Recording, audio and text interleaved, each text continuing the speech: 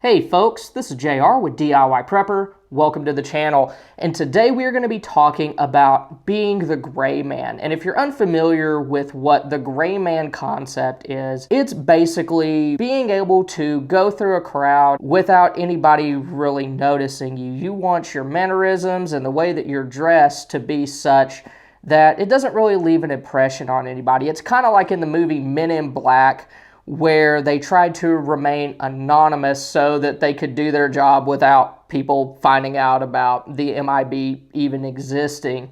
And I really think that it's a simple concept, but it's also one of the more difficult ones to master, just because being the gray man, doing it effectively, requires you to change certain things based on your environment. And in this video, I'm going to kind of take a different take on it than some people, because a lot of folks, when they're talking about the gray man concept, they just talk about you as the individual, being able to blend into a crowd, move through an area without being noticed while you're on foot.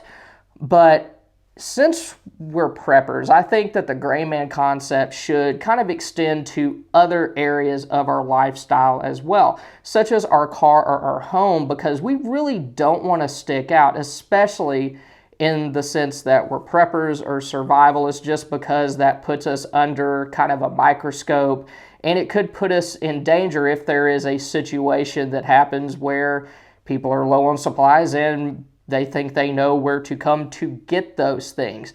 So before we get started with all that, if this is your first time by the channel, welcome. I'm glad you found me. And if you've been by here before, I'm very glad that you came back and I didn't scare you off with something odd and off-putting that I said in a previous video.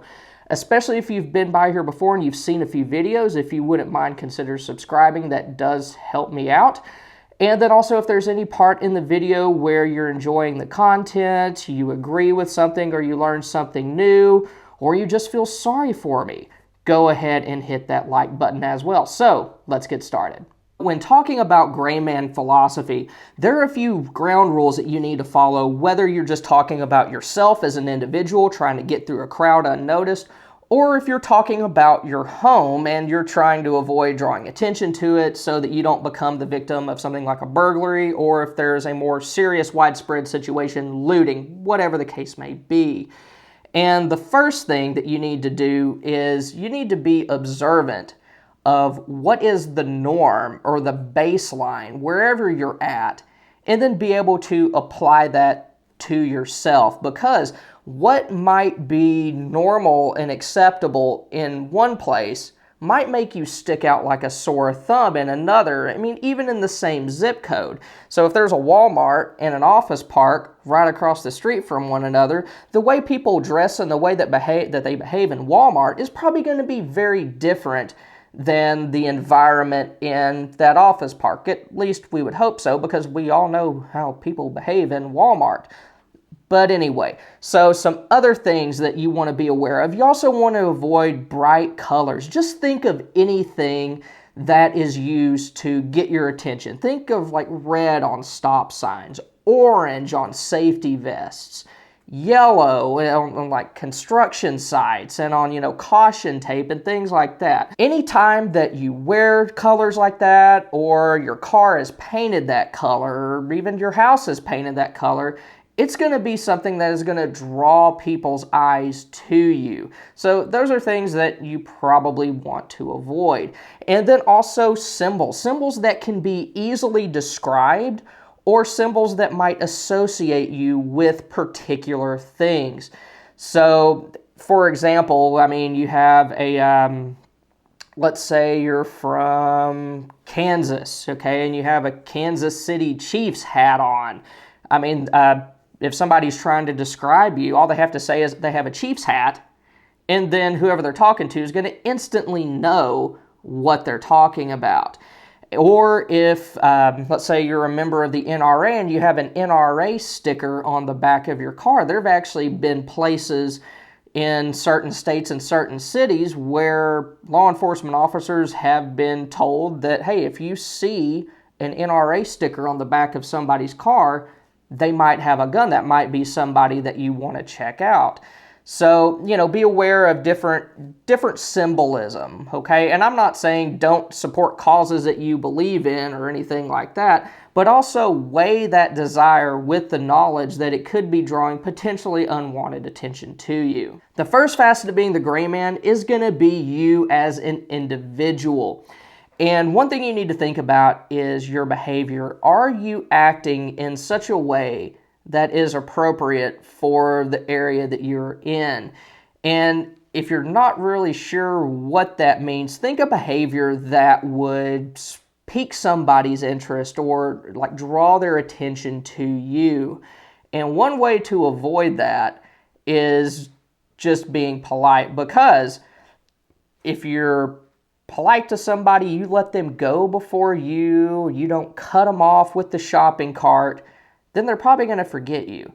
But if you tick them off, you're impolite, then you're going to stick out like a sore thumb, and they could remember you for months or years after whatever little event took place. So be polite. Don't move too fast, but also don't move too slow as you're going through an area, because if you go too fast, then somebody's going to be like, gee, I wonder what's his big rush. But if you're going too slow, then they kind of wonder, what is this guy up to? Should we be keeping an eye on them? And then also, eye contact. There are going to be times when you want to make eye contact with people, and then there's going to be times when you want to avoid it. So if you're just walking down the aisle in the canned goods section, maybe you just want to keep your eyes straight ahead and just look at what you need to look at. It's probably not all that necessary to make eye contact with other people. But if you're at the checkout stand and you're avoiding making eye contact with the cashier, if there is a cashier, because everybody's a cashier now thanks to self-checkout.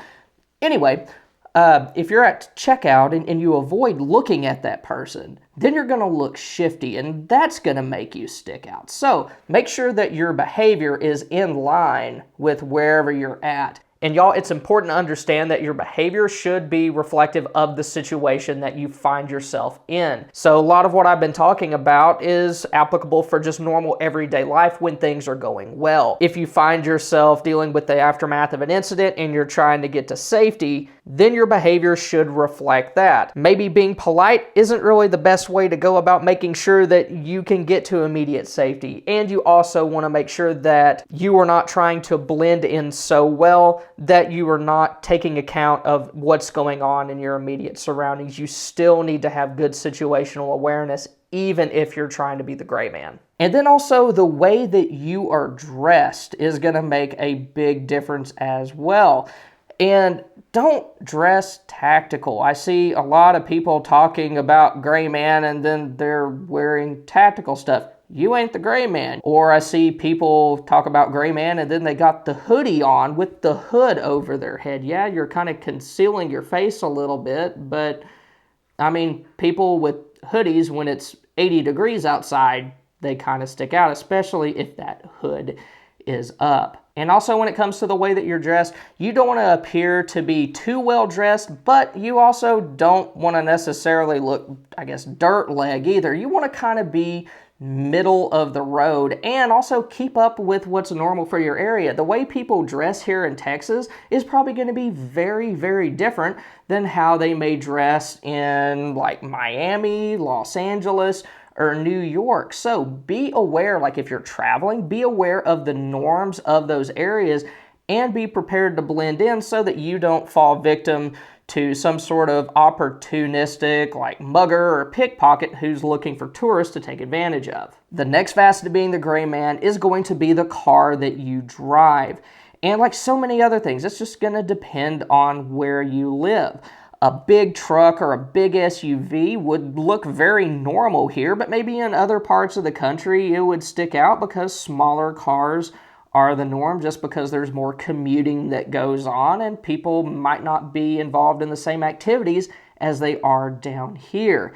And you want something that isn't too luxurious because, let's be honest, Beamers and Mercedes-Benz, they stick out like a sore thumb, and honestly, so does the gigantic H2, like Hummer.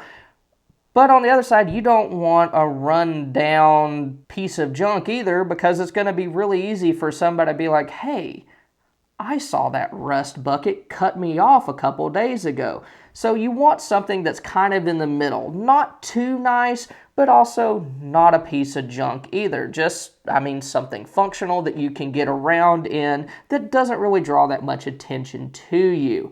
And you really need to, balance the ability to blend in with practicality and functionality. Like, I'm not saying don't get whatever car you want to, but think of like a Honda Accord. It's going to be able to blend in pretty much anywhere in the continental United States, with maybe a couple of exceptions. But it's going to be a terrible bug-out vehicle if you got to go off-road. Then on the other end of the spectrum, you might have a big honking Jeep Rubicon that has all the goodies strapped to it. It's lifted, has big mud tires. It's going to be able to go anywhere you need it to. Climb over rocks, all sorts of crazy mess. There's a guy around here where I live who has a Jeep with this huge, like, black, I guess it's like a cargo cage or roll cage on it, where he can strap all sorts of crates and just a bunch of stuff. And I recognize it every time I see it. I'm like, oh, it's that guy.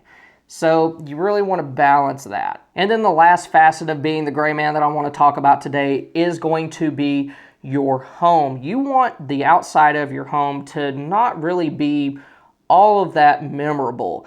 And I know what some of you are thinking, but what about my flowers? If you live in an area where people landscape their yards, you better landscape your yard, because it's going to stick out. If you have ever seen the movie Red, towards the beginning of the movie, Bruce Willis walks outside on his porch and he looks around to the left, looks around to the right, and he notices that every single one of his neighbors have Christmas decorations up. And then he looks over at his porch and there's nothing. The next scene it cuts to, he's sticking a light up Frosty the Snowman in his yard so that he can blend in with his neighbors. Now, of course, it doesn't help because a hit squad comes after him shortly thereafter.